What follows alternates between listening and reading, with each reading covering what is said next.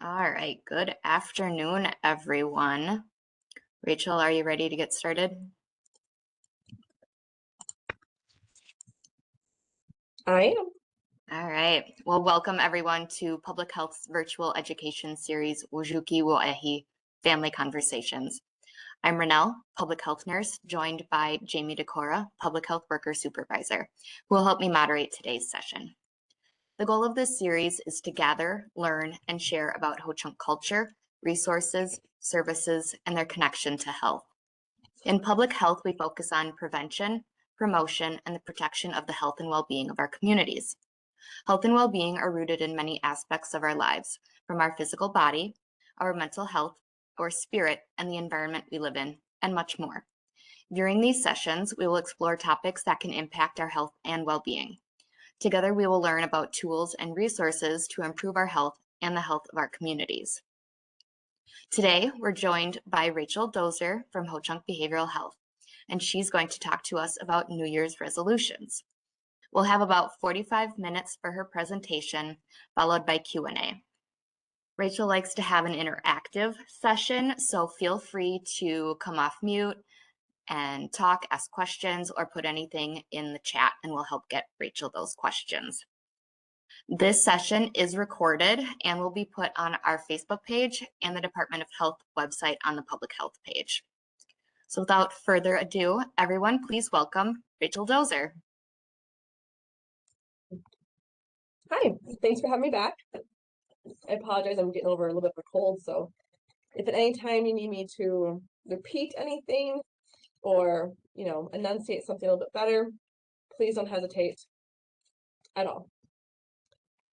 Okay, so I'm going to share our PowerPoint.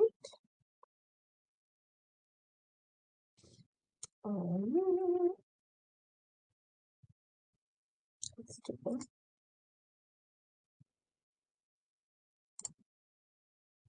Here we go.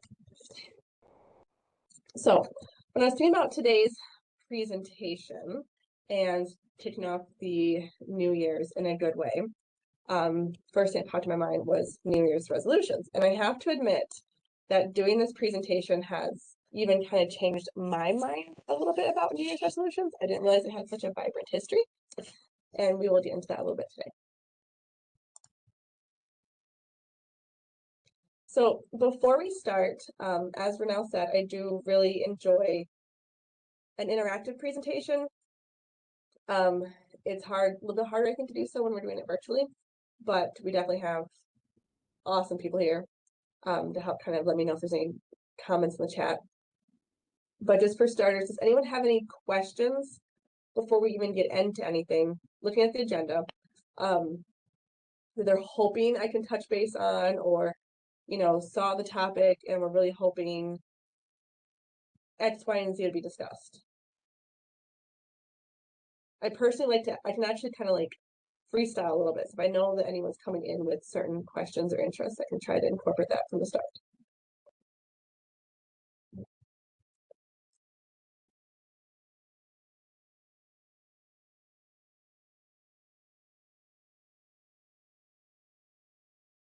How about setting a healthy, reasonable goal so that we're not setting ourselves up for failure? I feel like that's really common of, I'm going to lose 20 pounds in 2 months, and it's just overwhelming and not realistic. Yes, yes.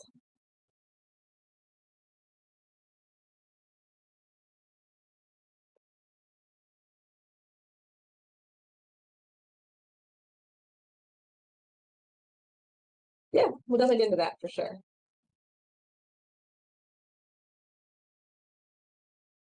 Ooh, attainable goals like better mental health. Nice.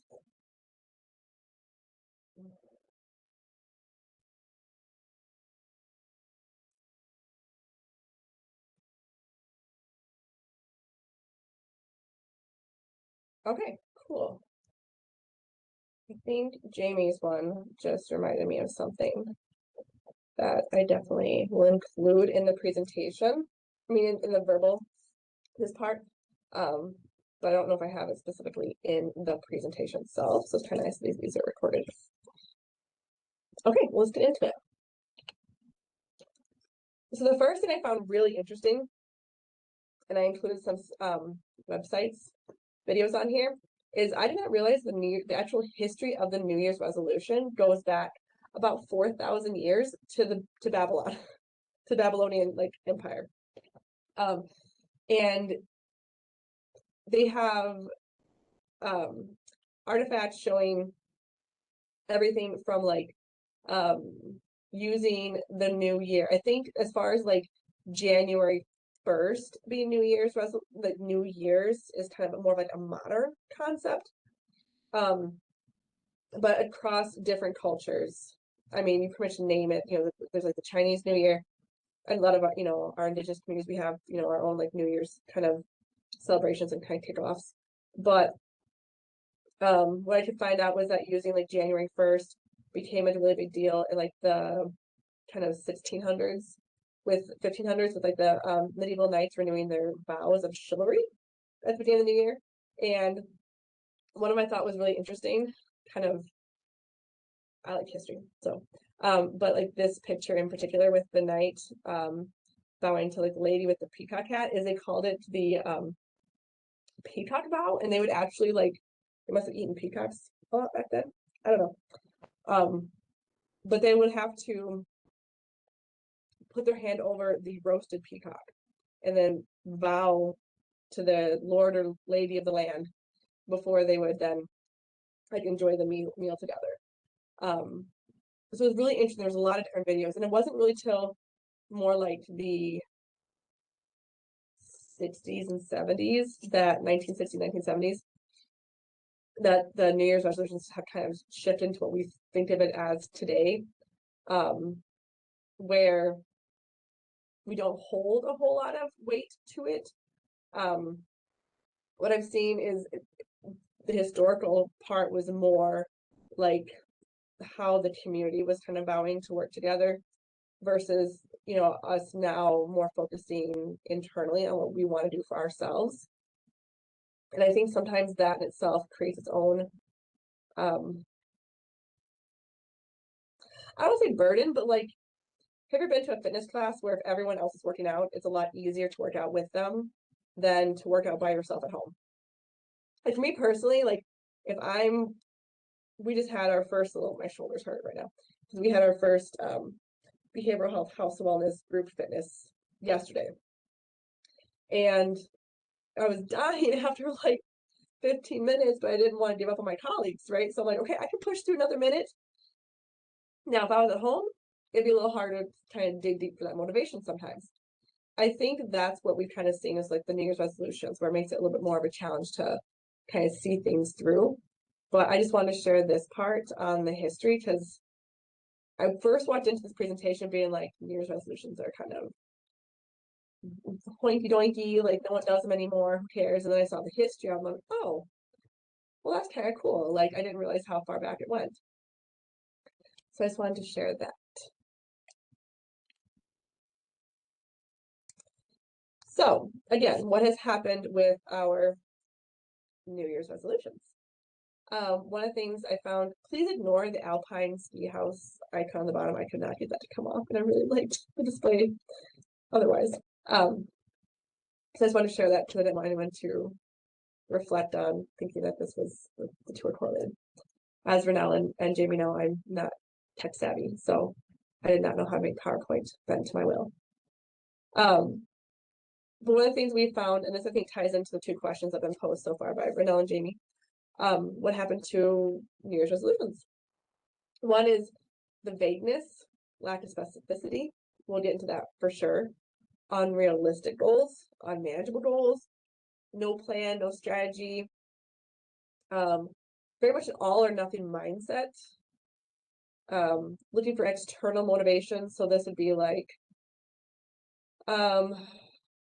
wanting to say lose 20 pounds in a month because of a high school reunion coming up and wanting other people to see how you look, right? Or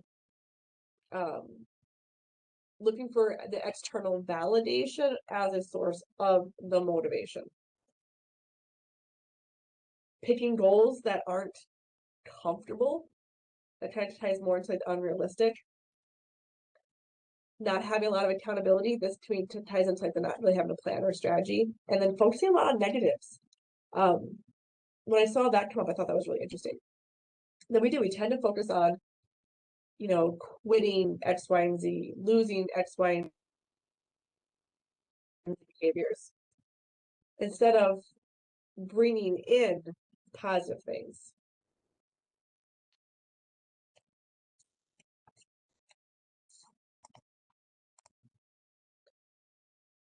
So, for starters, one of my favorite tools, really quick, just kind of like anyone not familiar with SMART goals.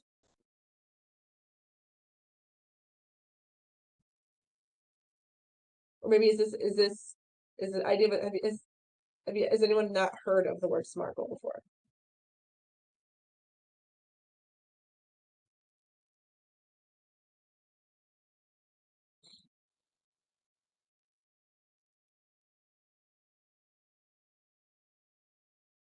Okay, I'm gonna guess from the silence that everyone probably has heard of it in some way, but I think it's still worth revisiting. So I think it's SMART, specific, measurable, achievable, relevant, and time-based. I think it's helpful just to kind of revisit it. So, excuse me, I apologize. Renelle mentioned earlier, kind of setting up healthy, reasonable goals and not set ourselves up for failure. I think under specific, something that we can also add is just being aware of word choice and why we're choosing the word choice that we're choosing. So if we say, well, one of my goals is to lose 20 pounds in a month, okay, why? Why that number? Why that time frame? Is it because that number is imperative that it's done within this time frame? What is, to me, if it's something where if it's like you have a big surgery coming up where it's medically recommended and you're working with a medical team to accomplish that goal, to me that's a little bit different than, well, we're leaving for Disney or in February and I want to lose 20 pounds.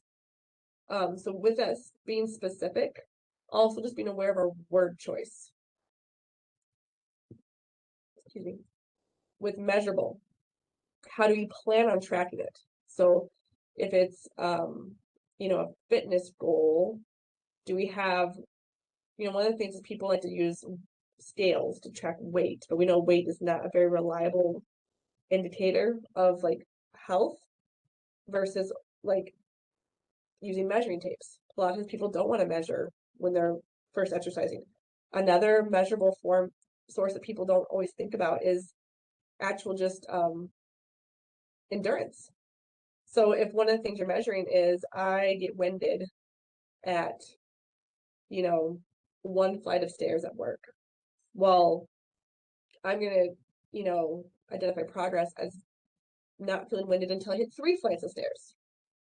Right. So a lot of times in measurable, a lot of times we historically want to hone in on like using a scale or a weight for weight loss or for fitness, but there's lots of other forms of measurement that might be more relevant to what our grander goal is. Achievable kind of ties into that, like, is this really realistic? Can we'll use the 20 pounds thing, right? It's a great analogy. Can we lose the 20 pounds in a month? Or I've had some people that'll say, my goal is to read 100 books in a year. That's wonderful. I love that goal.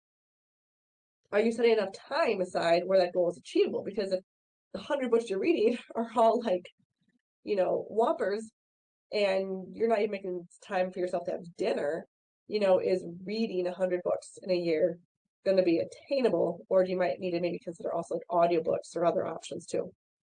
So it's actually achievable. This is, I think, where we kind of get some of that like all or nothing mindset that I think us Americans are really good at doing sometimes. Relevant, I think, is more, so if you're trying to lose the weight, so say weight is one of our goals, then is overall wellness also an overarching main goal, because overall wellness includes a lot more than just weight loss. For reading 100 books in a year, is there a grander goal in that as well, where maybe it's like I want to be able to read more of the classics, or I want to be able to join a book club or something. Like, is it actually tied into another goal? Because I think if it's just a standalone goal, sometimes it's easier for that to get kind of lost on the wayside than if it's tied into a larger goal. And especially if that larger goal can be combined with social. So if it's I'm joining a book club with a friend, or I want to be able to do, I don't know for those of those who are present on this presentation, but I've been a part of the Youth Suicide Prevention Conference since its induction, feels like a million years ago. So one of my standing goals, if we ever do the 5K again, is to be able to actually participate in the 5K, and not just, when I say participate, I want to be able to jog or walk it, like walk and jog, not just walk it. So that to me is important because it's not just me, like there's more people that were involved historically in it. So if you can tie your relevant goal into something that involves other people that matter in your life, I think that's really helpful. And then the time-based piece, where a lot of people kind of forget about this one, is do you have a designated start time and then designated measurement times, and then like an end goal. So if you're saying, like, we'll do like the book one, right? Well, I want to read 100 books in a year. Okay, when's your start date? Was your start date January 1st? Or is your start date, maybe it hasn't happened yet? How are you going to kind of track that, along the year? Like, so how many books would you have to read in a month then to accomplish that at the end? Just kind of really kind of helping us make a plan so that our goals feel more feasible.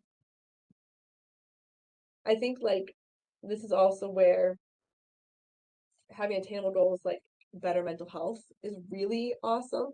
I love that. Here's where I would like maybe include like that for a specific piece is like, what would better mental health include?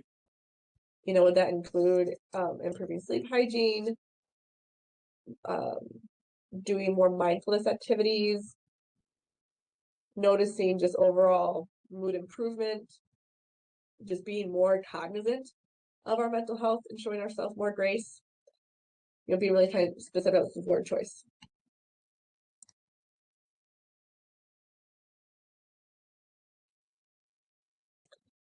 So, why bother? I think that honestly, what I took from put this presentation together, is I personally really loved like the history piece. I'm kind of a history buff. I love trying to keep history alive, and so hearing that this has been going on for 4,000 years across almost every culture, every group of people, I thought was really kind of cool. But there's also a lot of like hope that comes with having a fresh start. Every day is a new day. I think we are all on a healing journey in some capacity or another. So we're all looking for self-growth, self-improvement. I think the only people who don't really have it together are the ones who are convinced they have it together. Like, we're all on the journey together. There is as far as mental health goes, there is a dopamine release in goal completion. So even if it's something simple, like, I don't know about you guys, but I really hate paperwork. So for me, like, catching up with my paperwork is not really that exciting, but catching up with my dishes, having an empty sink, having like those rare few moments where I have all the laundry in the house done and put away, it produces dopamine to have that sense of like achievement. And I think if we can explore things like a New Year's resolution, setting healthy goals, being realistic, reaching out to others, involving family and friends, it can be really good for our mental health as well. Especially, I think, this time of year. January is usually okay, but come February, beginning of March, which I would say like mid-January to like beginning of March, is historically when depression symptoms are the highest in Wisconsin and just in like the Midwest in general, Northern Hemisphere areas. because we don't have a lot going on. It's still really cold. We're kind of past all the big holidays, so things are kind of slowing down. So I think if we can kind of use our New Year's resolutions in a smart way, where it's healthy, then it can actually be really helpful this time of year. Excuse me a second. I did include with the slides because I know the last presentation I did, Renelle was able to send out the slides with different actual resources. If you want, you can print them off. I really like this one because it does have the whole, things I want to stop or change. But I also really love that it includes more of the positive things, like trying something new, visiting maybe something new, making maybe something new, learning something new. I know this presentation isn't about like brain health necessarily, but I cannot tell you enough how important it is to invite new experiences into your life in a healthy way, healthy new experiences for gray matter development, delaying Alzheimer's and dementia symptoms, just prolonging brain aging in general. Learning new languages, learning new cooking styles, trying new foods, visiting new places, driving without a GPS, especially if you're, just driving around your own area, being a little bit, maybe going out of your comfort zone a little bit. Those are all wonderful, wonderful exercises for the human brain, especially if whatever you're doing is challenging, a little challenging, right? So I apologize. If you're trying a new recipe and it doesn't go perfect the first time, then you have to stop and think about it and reapproach it and redo it. That's wonderful for the brain. Think of that as like, just like if you're working out your body, we don't want there to be pain. We want there to be a little bit of strain, right? That you're gonna like push your limits a little bit. The same thing is with our brain. So if one of your goals is to read more, maybe try, a genre or a category you normally wouldn't, right? Maybe you're like me and you're a big fantasy buff, so maybe try like a nonfiction or a classic. Same with languages. I did one of my coworkers, I love them pieces, but they're trying to learn Ukrainian, and I'm just trying to learn like, German. Well, one of these days I do want to expand into some of those harder languages because that's how our brain really kind of picks up new skills. I apologize, I'm gonna mute myself for 1 second. Oh, didn't work. Okay, never mind.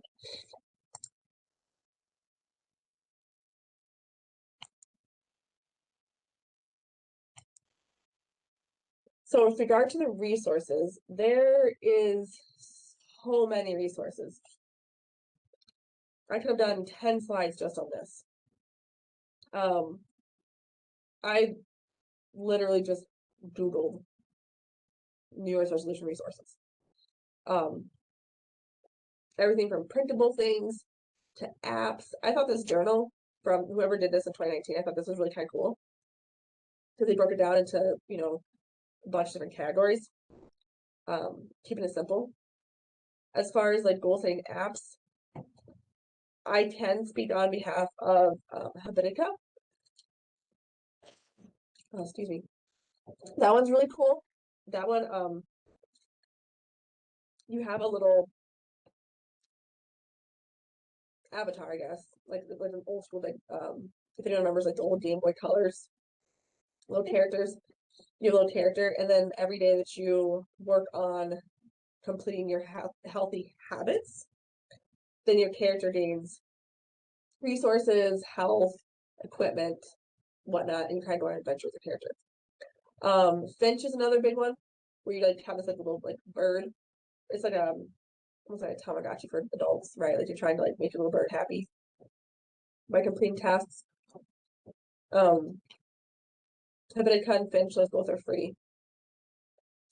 I don't know about the strides or the Todoist. I thought it was really interesting that they have the Way of Life, fabulous. I don't know those ones as well, but I just thought it was cool that there is so many options out there. If you're more of a tech person or you want the old school journaling and tracking, I think that there is a lot of benefit to just like the old school. I know it's 2026 and everyone has smartphones, but when you use old school pen and paper, you're actually using both hemispheres of your brain. I'm not saying you don't use your right hemisphere at all when you're texting, but you use it less because it doesn't, your right hemisphere of the brain, think of like, that's our art side. And when you're having to actually pick up a pen or a pencil and draw and write out your thoughts, it activates that right hemisphere because everyone's handwriting is a little bit unique. Our writing style is unique. This person used different colors, different fonts, and there's all that kind of stuff involves the brain a lot more than we realize. And the more the brain's involved, then the more healing the experience is, the more we're likely to retain it.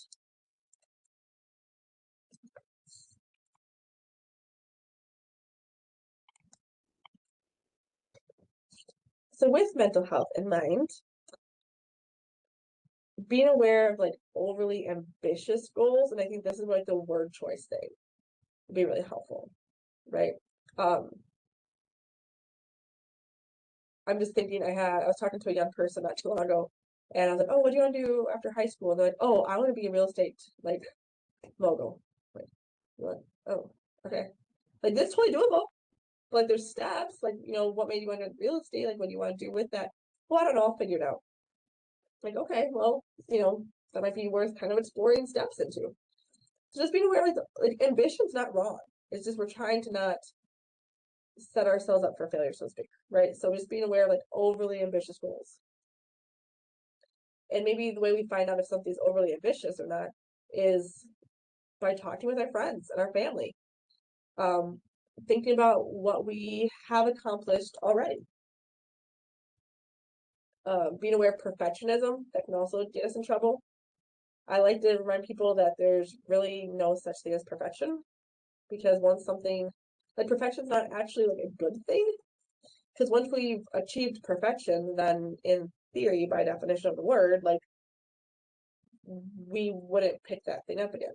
Like if we came up with the perfect pancake recipe and you're like, oh, these pancakes are perfect, then by definition, like we should never have to tweak that recipe again because it's perfect. Why would you tweak it? The kind of like perfection kind of kills intuition. Or not intuition, what should I say? Inventing things further, helping things grow. Being also aware of really rigid timelines. I think there needs to be some grace and flexibility, right? Like one of my goals this year is to just eat healthy, which I totally am, exercise, which I am, but like right now with this head cold thing going on, I'm gonna have to give myself some grace. It doesn't mean I put it on the back burner, but it just means that like I'm gonna have to give myself some grace. And I think just in general, we would all benefit from giving ourselves and each other a little bit more grace. So the good things we want to try to focus on is looking at the direction we're trying to move in, not just the destination. Practicing self-compassion, right? That giving ourselves grace, incorporating mindful habits. Mindful, and everything about mindfulness, it's really, I could do a whole presentation on that. Just being present in the moment. And as much as we can without judgment. So if this is you're sitting through a meeting, our mind's gonna instantly probably go to, I'm bored, this seat's uncomfortable, I don't want to be here, whatever, right? So then switching from like, how do my feet feel inside my shoes? What does the temperature of the room feel like right now? How does my, cup of coffee feel in my hands? The warm cup of coffee. So just really being present in the moment. Really kind of, and I think the more we practice mindfulness, we just organically end up adapting more gratitude And the more gratitude we kind of adapt, then we tend to experience less like anxiety and depression symptoms. Just this organic kind of train. Prioritizing sleep and healthy boundaries are really important. It's okay to tell people no. Limiting screen time if we can. I think one of these days when I have some free time, I feel like there is a very strong correlation between like amount of screen time an individual is exposed to and severity of anxiety symptoms. Like I do think that there is a correlation. So we can limit screen time and just get back to the basics. It's helpful. Oops. I couldn't see all of Jamie's comment.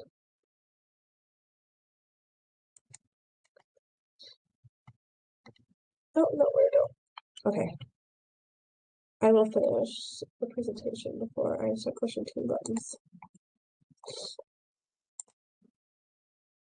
Oh, there it is. Okay, let me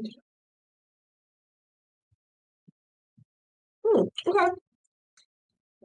Resolutions to set as a family. Ooh, I like it.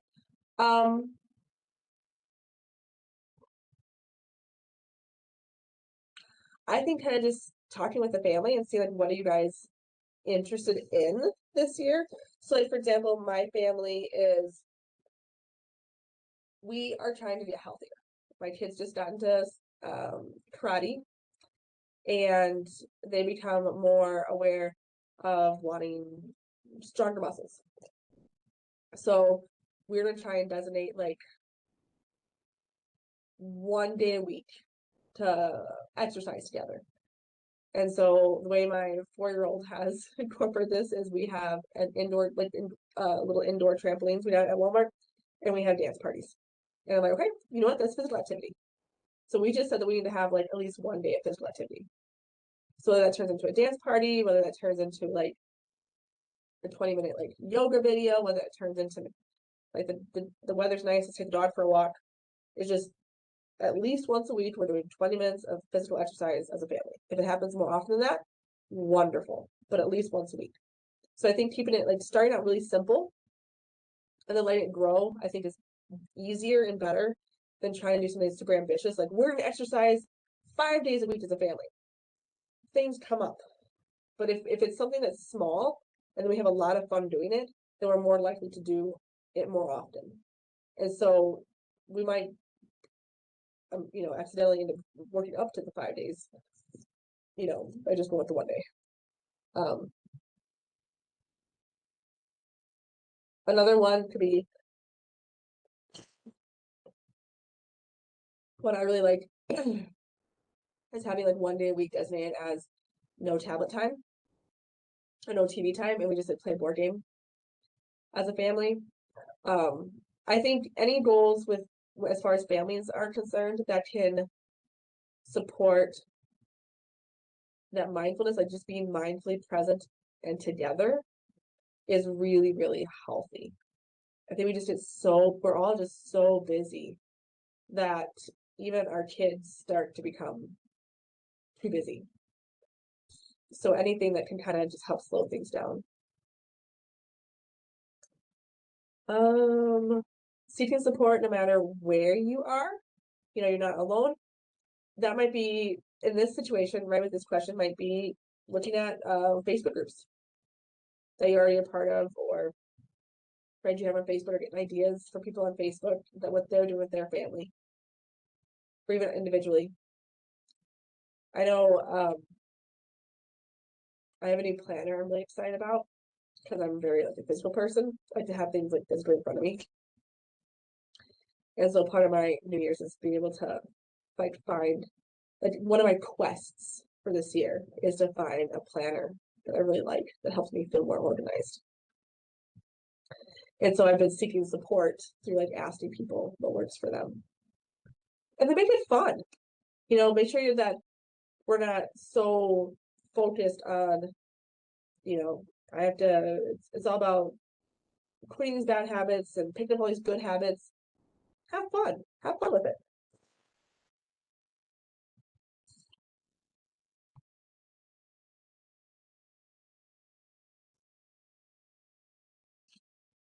So I was looking for some quotes because I'm a really big like quote person, but I thought this one was helpful. So what the new year brings to you will depend a great deal on what you bring into the new year. So with that, we have about like 10 minutes, or maybe a little bit less, or a little bit more. I thought maybe having a little more time for dialogue would be helpful with a presentation like this, just because I know when it comes to like SMART goals and making healthy goals and healthy habit changes, it can be helpful to kind of dialogue it a little bit. So with regards to like the question about like families, like I don't know if like if that was helpful.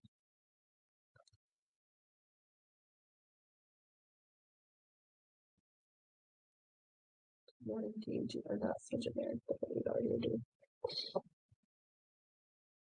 Okay. That one maybe is it something where like so Jamie asked like a really good question because she's already doing an amazing job. So they have Sunday together as a family, and just wondering what could be a little bit more engaging or not so generic.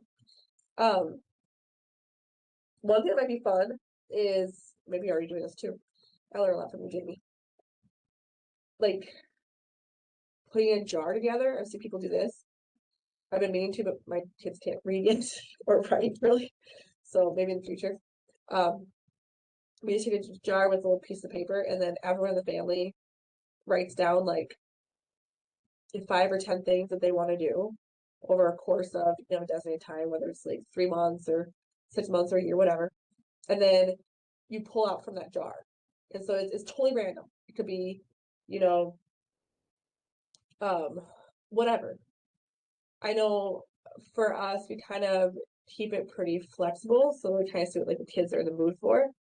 My kids typically opt in for, they want like movie nights a lot.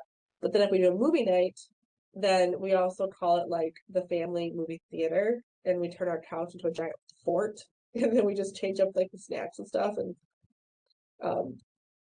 we even turned it into like me and their dad are not a huge fan of this, but right, like you only live once. We'll even bring like the big air mattress and then turn like the whole living room into like a giant slumber party space, so that if we all fall asleep during movie night, it's not a big deal. That one, like, we don't do very often because I don't sleep very well on an air mattress, but it's something the kids really love. But yeah, so you can do like the jar idea, pull out an idea from the jar. I'm throwing this out there. I think it's fun, but I'm really competitive. If anyone wants like a fun family like video game, and of course now that I'm trying to say this, my brain's going blank. Um,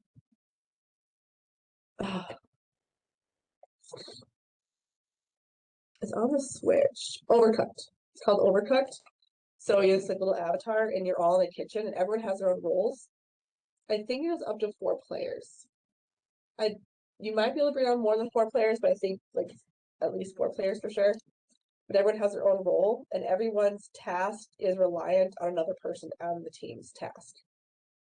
So if you're like chopping the vegetables, then you can't dish up the plate. And if you dish up the plate, then you can't like serve the plate or wash the dishes. And so that one's really fun.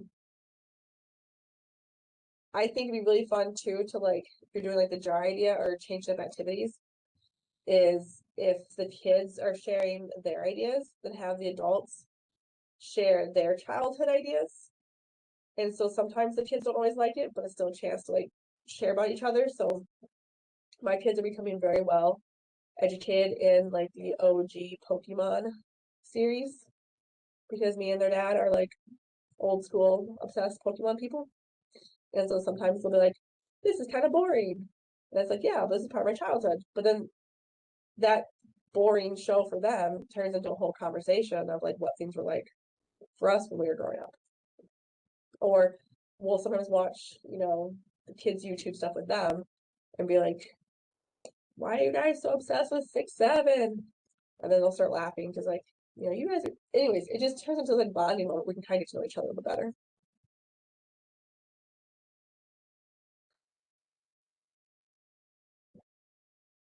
Any other questions or anything else I can kind of like dive more into? I know I kind of skimmed over the history piece fast, because it was a lot.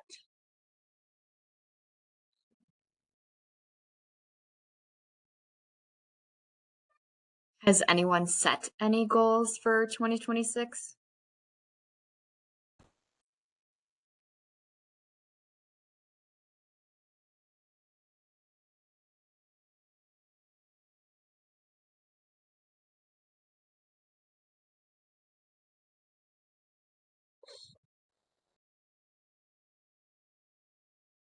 Cool. If anyone's interested, I personally haven't done it, but I've seen other people do it. I think it's really cool. Is you can kind of like review like a medicine wheel, and then like what Jamie said, don't carry the negative with you. Let go of what you cannot control. Yes, 100%. But they'll look at like the medicine wheel and then like pick something in that category, like something they either want to like let go of or change, but then also something they want to invite and bring in. So like what do you want to let go of like in the physical, right? So maybe it's reducing processed food in our diet. And then maybe like incorporating more whole foods. And then for like the spiritual might be like reducing exposure to like negative content online, and increasing like moments of gratitude or meditation. So you can kind of take, you know, even something like generic as like a medicine wheel or something like that, and kind of use it as like a platform for like, okay, pick one thing you want to like kind of let go of, sure, but then what's something you want to like invite in?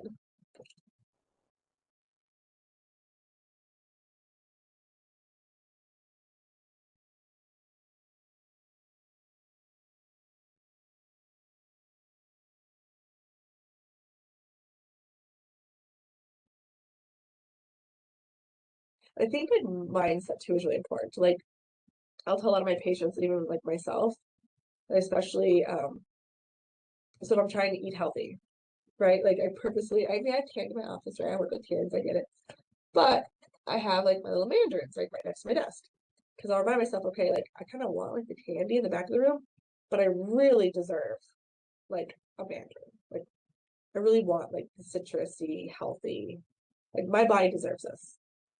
And I really, really want like a candy later, that's fine.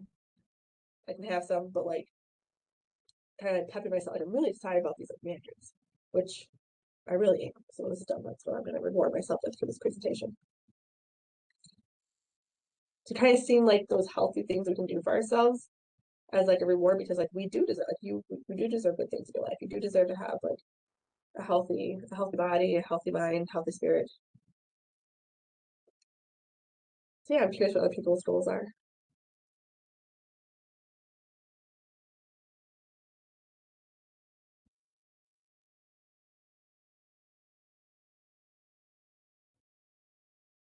This is Chelsea. I'm from, calling in from the VA. I got invited, and thank you so much for letting me listen in. Um, I'm ashamed to come off mute because my New Year's goal was to use my walking pad and get in 5 miles of walking for my like meeting days, and I'm out of breath. But I'm at 3 today, so Nice. happy about that. So So I would challenge you like word choice. Like, why are you ashamed to be accomplishing your goal while you're with us? I know That's I'm ashamed awesome. at how out of breath I am. So, No um, worries.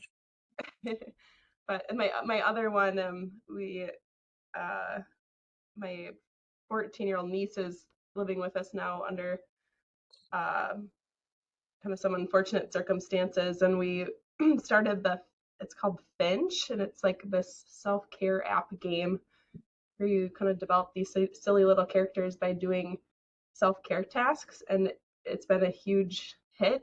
And a lot of days, the only thing that uh, keeps us connected in any sort of way. She's like very diligent about doing it every day, so it's been a huge blessing. And we started that right after the holidays, but we're like 2 weeks strong. She's got her 14-day streak, so that's the other one I hope to keep continuing on. That's awesome. If anyone hasn't tried the Finch app, it's really cool. It's really cute.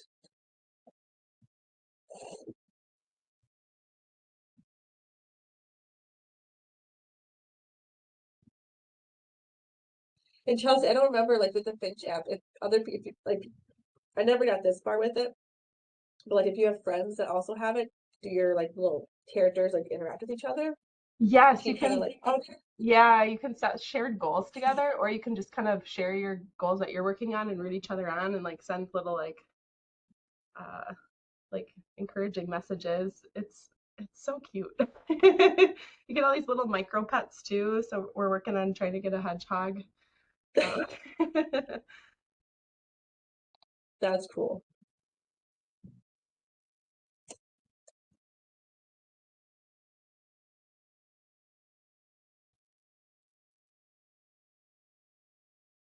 Anyone else? Sometimes just sharing our goals to give other people ideas.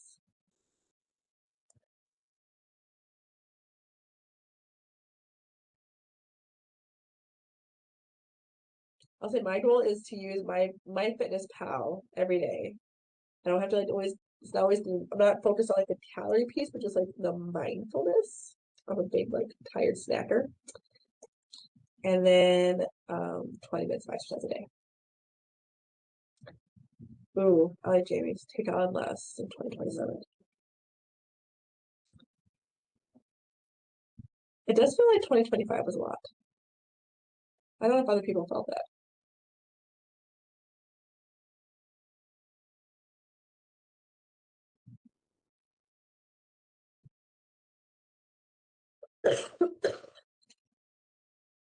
Deal with one crisis at a time. Yeah. I want to learn and incorporate coping skills into daily life because it's Ooh. great to say, like, oh, yeah, I know I should be doing this, but to actually do it and like going off of Jamie's of not carrying the negative, like having that coping skills to get over all the negative juju that we see day in and day out at work or in the social media or the news. Well, one tool, I apologize, I keep coughing and I keep wanting to like mute it before I cough, but then I warn you guys I'm not tech savvy. One tool I've used, I stole this from somebody else, is you take a rock. So in the morning, you like when you leave your house, if there's like a little like pebble or a little rock that you see, whatever, pick it up and put it in your pocket. And then throughout the day, if anything like negative pops up, or you worry about anything, or you stress about anything, you can like take that rock and kind of hold it in your hand, or like even can pat your pocket, wherever that rock happens to be. And then at the end of the day, before you like walk back into your home, you like place that rock someplace outside. Is it okay? I'm gonna like leave my worries here. So that was I thought was kind of cool.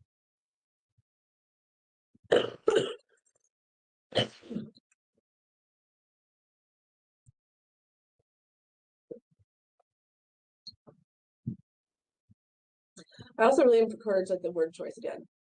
Huge, huge, huge on word choice. If there's like one mental health thing I can like share that anyone who's like who has or who will know me in my counselor role, like I'm really big on word choice. So I think and ask myself why. So if I start to worry about something or something starts to cause me stress, like, okay, why is this causing me as much worry as it is? Or, why is this situation causing as much fear as it is? Is it worth the energy that I'm giving it? So I think a lot of things, especially on like social media or like, I don't know about you guys, but a lot of times just in offices, you bump into people and especially when we're bored, we become really good at catastrophizing things. And so all of a sudden something that was just kind of like a minor inconvenience is now turned into a crisis. And now I feel like I have to be part of the crisis solution plan and not necessarily. So, just kind of use that like pause, right? I tend to pause and okay, is this worth the energy I'm giving it? Is this you know, something I really have to get this involved in. Ooh, I like that. Walk in balance, not burnout, and choose progress over perfection. Yes. Yes.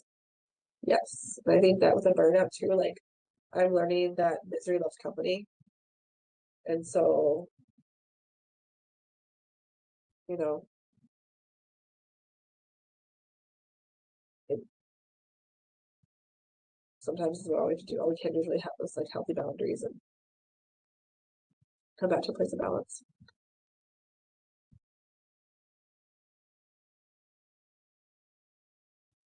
And the beautiful thing with our brain too is the more all these good conversations we're having, though I know they use like the 21-day rule. I don't know if anyone heard that before, like it takes 21 days to build a new habit. It's more like 90, but the idea is like once you've been doing something consistently for about 90 days, you're starting to really strengthen new neural pathways in the brain. And so our brain is totally we have a lot more flexibility, mental flexibility than we give ourselves credit for. And so, you know, like what you're just sharing, you know, Jamie, do you want to like walk in balance and not burn out? Just that and having it as a team of like, okay, we're not inviting this energy into our circle. You know, just keeping with that for, you know, a couple months would be really awesome to see like how that then leaks into personal life and other relationships because you're just not giving the neural pathways that have been developed so far to hone in on stress and worry. You're just not giving it as much energy. And the way our brain works is if you don't use it, you lose it, right? And we usually use that in reflection of like, if you don't practice that Spanish that you learned in high school, you'll lose it.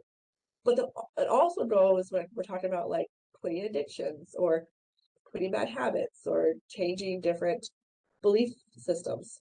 The same thing happens too. If you don't use it, you lose it. So if we're really trying to embrace a position of like gratitude, acceptance, mindfulness, kindness, and that really becomes our like I really want to put my energy into this and not into like the negative, then the negative does become more secondary. Doesn't mean it might totally go away, but we can rewire our brains. It's pretty cool.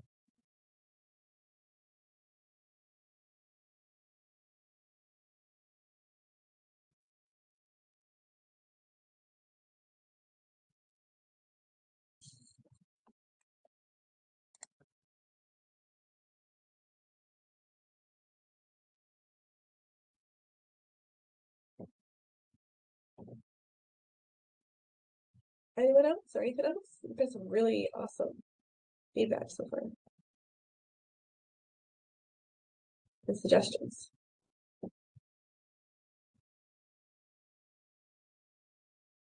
As always, I need to write some of these down before sign off. I can use these ideas.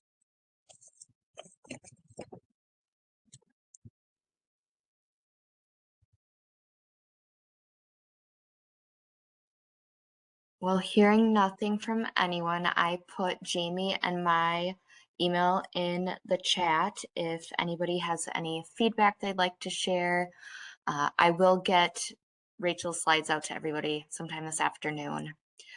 Pinagigi, Rachel, thank you for joining us again. We look forward to seeing you in the future. Our next session is going to be Wednesday, January 14th.